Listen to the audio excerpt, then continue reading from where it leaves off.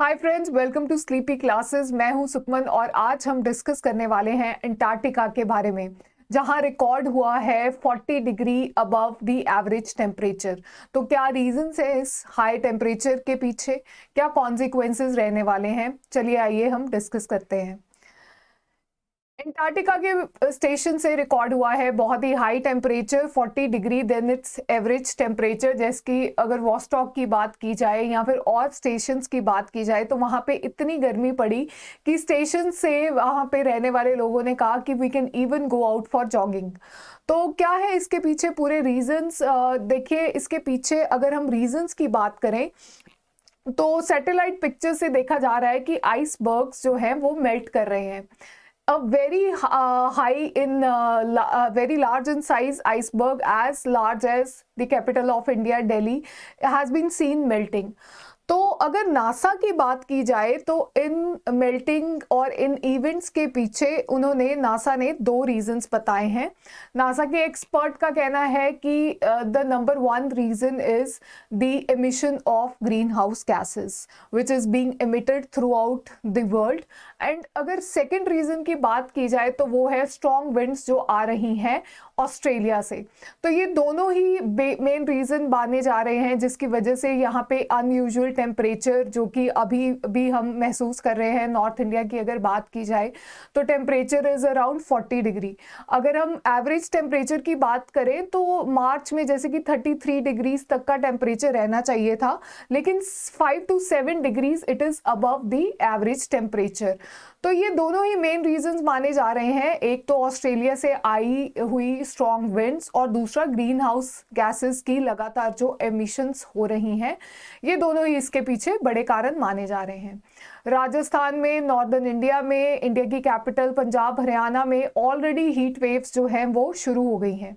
Heat wave मानी जाती है जबकि 40 डिग्री से ऊपर का टेम्परेचर हो तो हीट वेव की कंडीशन उसको कहा जाता है। तो इस बार हीट वेव्स रिकॉर्ड हो रही हैं मार्च में, जो कि अदरवाइज होनी चाहिए थी मई में। तो इसके पीछे अब ये रीजंस तो हैं, बट इसका आने वाले दिनों में क्या इम्पैक्ट होने वाला है, देखिए इसके बहुत ही वाइड रेंजिंग कॉन्सिक्वेंसेस होने वाले हैं, क्योंकि it can have a very very deep impact.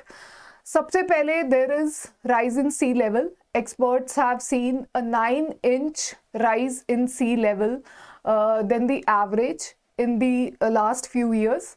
ठीक है, तो rise in temperature which we are already experiencing, और अगर एक्सपर्ट्स के अनुमान के हिसाब से देखा जाए तो it can go as high as 60 degree. तो 60 डिग्री पे आके सर्वाइवल बहुत ही ज़्यादा मुश्किल हो जाएगा, बाहर निकलना बहुत ज़्यादा मुश्किल हो जाएगा और अपने काम काज करने बहुत ज़्यादा मुश्किल हो जाएंगे। इसके साथ साथ जब इतनी ज़्यादा गर्मी पड़ेगी तो जितने भी ग्लेशियर्स हैं वो मेल्ट होने की वजह से फ्रेश वाटर के सोर्स पे बहुत गहरा असर पड़ेगा। आपको पता है कि फ्रेश वाटर के एक मेन सोर्स माने जाते हैं ग्लेशियर्स, और जैसे ही ये ग्लेशियर्स अगर मेल्ट होने लग गए तो there is a wide population which is dependent on glaciers water. For example अगर हम हिमालयस की बात करें तो हिमालयस के आसपास रहने वाले लोग भी उन्हीं ग्लेशियर्स के माध्यम से पानी पीते हैं, तो उनके लिए ये बहुत ही कठिन हो जाएगा सरवाइव करना।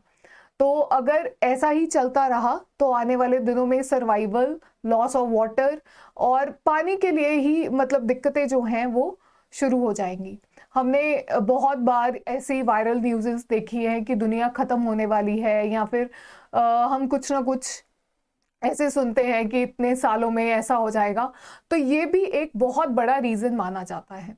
अगर हम कोरोना वायरस के बाद एक बहुत बड़ा संकट ग्लोबली देखें कि क्या होने वाला है, तो वो ग्लोबल वार्मिंग और उसके ये जो इम्पैक्ट्स हैं, जैसे कि अंटार्कटिका में there has been wide rise in temperature, तो ये भी एक ग्लोबली एक संकट माना जाएगा। पूरे वर्ल्ड का इसमें जो क्लाइमेट है वो चेंज होने वाला है, और अगर हम बात करें अंटार्कटिका की तो उसके क्लाइमेट को भी दोबारा रीडिज़ाइन किया जाएगा।